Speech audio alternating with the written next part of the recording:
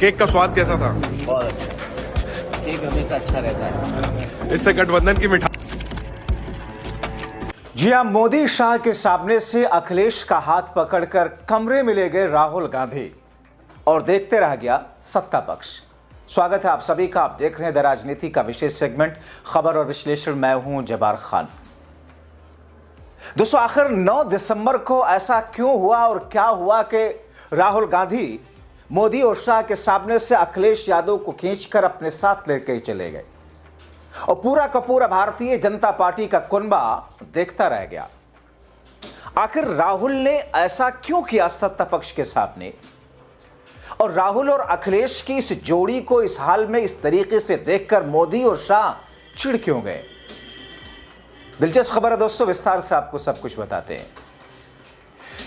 दोस्तों, संसद परिसर में 9 दिसंबर को उस समय सब हैरान रह गए जब अखिलेश का हाथ पकड़कर राहुल गांधी अपने साथ पुरानी संसद की बिल्डिंग के कांग्रेस के दफ्तर की तरफ ले गए। यानी कि अखिलेश यादव, जो कि एक पार्टी के मुखिया हैं, एक प्रदेश के पूर्व मुख्यमंत्री हैं, उनको राहुल गांधी अपनी पार्टी के दफ्तर के अंदर ले गए और यह सब कुछ सत्ता पक्ष के सामने हुआ।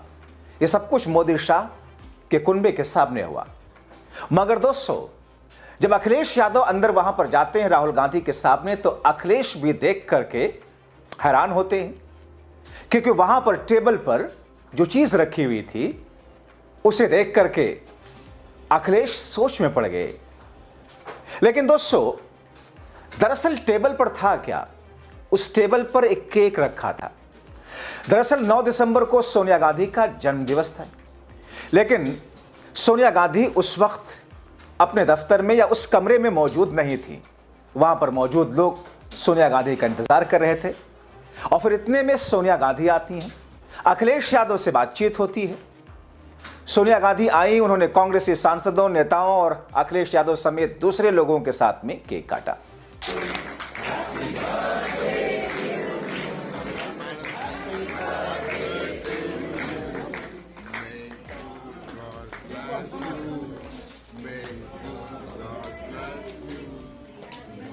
और जैसा कि आप इस वीडियो में देख रहे हैं कि लोग तालियां बजा रहे हैं, मगर देखने वाली बात यह थी कि सोनिया गांधी की बगल में कौन है? अखिलेश यादव है। प्रियंका गांधी पीछे खड़ी हैं, राहुल गांधी थोड़ी दूरी पर हैं, मगर अखिलेश यादव सोनिया गांधी के बिल्कुल बगल में हैं, खड़गे उनके साथ में। और ऐसी स्थिति में राहुल और प्रियंका गांधी पीछे खड़े हैं। खड़गे ने अपने हाथों से, जैसा कि होता है बर्थडे सेलिब्रेशन के वक्त में, एक दूसरे को केक खिलाया। और फिर ये बड़ी दिलचस्प वीडियो जो कि इस वक्त सोशल मीडिया पर वायरल हो रही है, लोग सोनिया गांधी को विश कर रहे हैं। और जब केक कटिंग सेरेमनी हो गई, उस कमरे से जैसे ही अखिलेश यादव निकले बाहर, मीडिया दरवाजा चेक करके खड़ा था। सवाल हुआ, केक कैसा था, केक का स्वाद कैसा था? अखिलेश यादव ने कहा, बहुत स्वादिष्ट था। इस केक में अपनापन की मिठास थी। मगर तभी खुद को मेन स्ट्रीम मीडिया कहने वाला मीडिया पूछता है कि साहब, गठबंधन कब तक रहेगा? जाहिर तौर पर इसे ही कहते हैं रंग में भंग डालने की कोशिश। इस वक्त इंडिया गठबंधन में सबसे मजबूत अगर कोई 2 दल हैं तो अखिलेश और राहुल गांधी ही के दल हैं। वैसे तो सारे हैं जितने उसमें हैं, मगर अखिलेश और राहुल के बारे में किसी तरह का कोई संशय ही नहीं है। छिटकने वाले तो छिटक भी गए, बीच में दूरी बनाई आम आदमी पार्टी ने, या टीएमसी साथ होते हुए भी कई बार दिखती है कि ऑफिशियली साथ में नहीं है। मगर दोस्तों, उस वक्त अखिलेश यादव ने जो कुछ कहा उससे बीजेपी, सत्ता पक्ष समेत कईयों के मुंह बने होंगे। अखिलेश यादव ने कहा, गठबंधन हमेशा के लिए है, हमेशा रहेगा। सर, केक का स्वाद कैसा था? बहुत अच्छा। केक हमेशा अच्छा रहता है। इससे गठबंधन की मिठास बढ़ेगी सर? नहीं, गठबंधन तो है ही, उसमें मिठास तो क्या है, गठबंधन तो रहेगा। जी जी जी। तो दोस्तों, ये तो हुई अखिलेश यादव का हाथ पकड़ करके राहुल गांधी जब पुरानी संसद की बिल्डिंग में कांग्रेस पार्टी के दफ्तर में उनको ले गए सोनिया गांधी के केक सेरेमनी के वक्त में। मगर इसके बाद में अब जो मैं आपको बताने जा रहा हूं, उससे यकीनी तौर पर भक्त समुदाय को मिर्ची लगेगी। मोदी खेमा, शाह का खेमा पूरा तिलमिलाएगा, क्योंकि सोनिया ने कहा ही कुछ ऐसा है। दोस्तों, दरअसल सोनिया गांधी का 79 यानी कि 79वां जन्मदिवस संसद परिसर से बाहर से निकलते हुए पत्रकारों ने उनको भी घेरा और सोनिया से सवाल पूछा कि मैडम, आपसे एक सवाल, क्या आप अपने जन्मदिन पर आज देशवासियों को कौन सा मैसेज देना चाहेंगे? एक लाइन में। सोनिया गांधी थोड़ा रुकी, थोड़ा मुस्कुराई, ठहरी और एक लाइन छोड़िए, सिर्फ 2 शब्द कहा उन्होंने और उन 2 शब्दों ने पूरे सत्ता पक्ष आरएसएस को तिलमिला दिया, सीने पे सांप लुटा दिया। सोनिया गांधी ने कहा, वंदे मातरम। दरअसल दोस्तों, सोनिया गांधी का यह जवाब, उनका सेंस ऑफ ह्यूमर, उनकी हाजिर जवाबी, जिन 2 शब्दों से पूरे सत्ता पक्ष को उन्होंने धराशायी कर दिया, क्योंकि कोशिश ही सत्ता पक्ष की प्रधानमंत्री मोदी की संसद के भीतर इस पर चर्चा कराकर यह थी कांग्रेस को घेरा जाए, विपक्षी पार्टियों को दरअसल बहुसंख्यकों के बीच में उस हिसाब से नैरेटिव सेट किया जाए कि साहब कांग्रेस तो वंदे मातरम के टुकड़े टुकड़े करने वाली थी, कांग्रेस ने तो वंदे मातरम के साथ ये किया। जबकि दोस्तों, यहां मैं 10 सेकंड में आपको एक फैक्ट बताऊं कि वंदे मातरम जिस वक्त 19th सेंचुरी में बना और उसके बाद में कांग्रेस पार्टी की अधिवेशन में सबसे पहले गाया गया। शुरुआत में वंदे मातरम के जो अभी के वक्त में जो अंतरे हैं वही लिखा गया था बंकिम चंद्र चट्टोपाध्याय जी ने। बाद में उन्होंने कुछ और लाइनें लिखी जो उनके एक प्रकाशन में आया और बाद में उसे जोड़ लिया गया, कांग्रेस ने ही जोड़ा, रविंद्रनाथ टैगोर जी ने उन्हें गाया।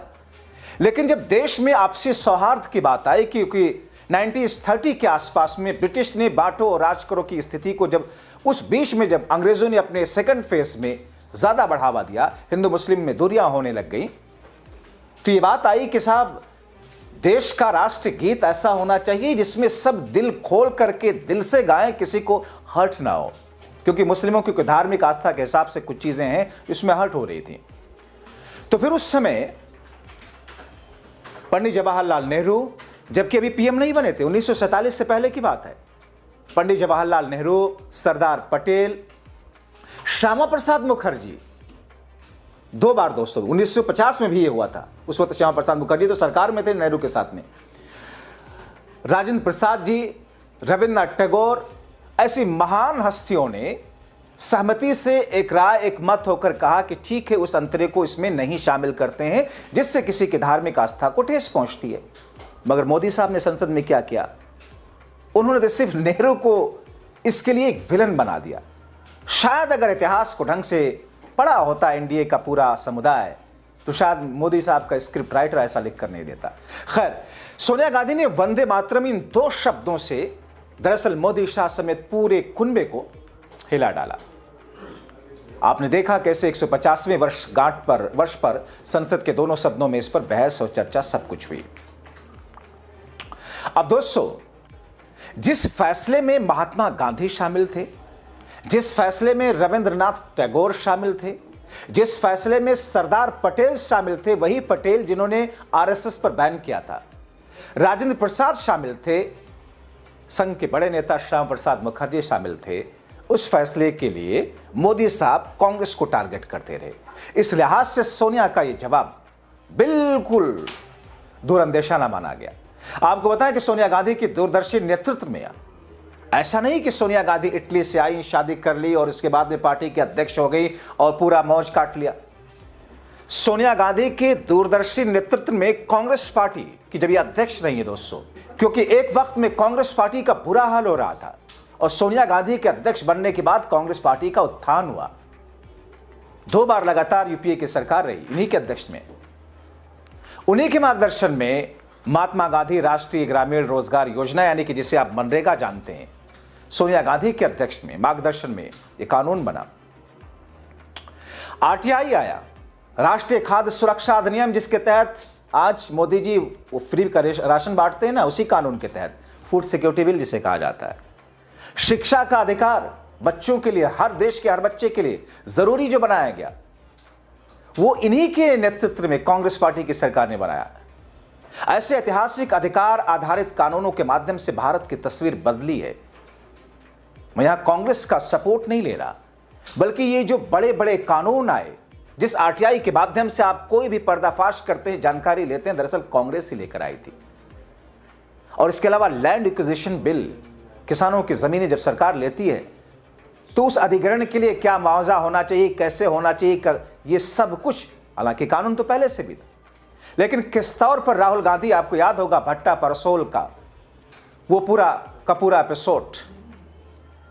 खैर, तो दोस्तों एक ऐसी स्थिति में खुद प्रधानमंत्री मोदी ने जब सोनिया गांधी को जन्मदिन की बधाई देते हुए उनके अच्छे कार्यों की सराहना की, आप जाके उनका ट्विटर हैंडल देखिए, एक्स हैंडल, उन्होंने इनके जन्मदिन पर बधाई भी दी। मगर उन्हीं मोदी साहब को देखिए कि एक तरफ सोनिया गांधी को जन्मदिन की बधाई दी और दूसरी तरफ अपनी टोली से ही सोनिया को नोटिस भिजवाया।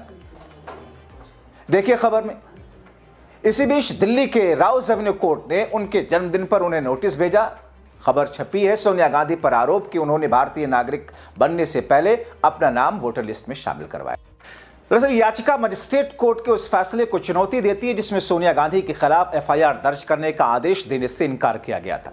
दोस्तों, बार बेंच की रिपोर्ट कहती है कि स्पेशल जज विशाल गोगने ने क्रिमिनल रिवीजन याचिका पर सीनियर एडवोकेट पवन नारंग की शुरुआती दलीलों के बाद यह नोटिस जारी किया है। अब कोर्ट ने कहा कि अगली सुनवाई 6 जनवरी 2026 में होगी, यानी कि अगले महीने।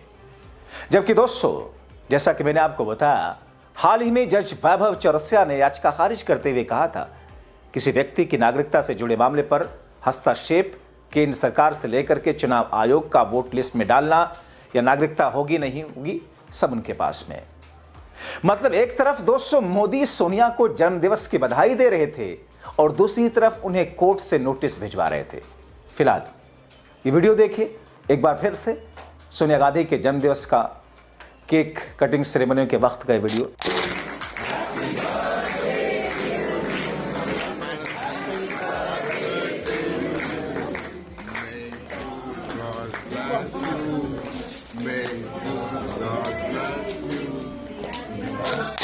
अब दोस्तों बहुत सारे लोग अपनी अपनी प्रतिक्रियाएं दे रहे हैं।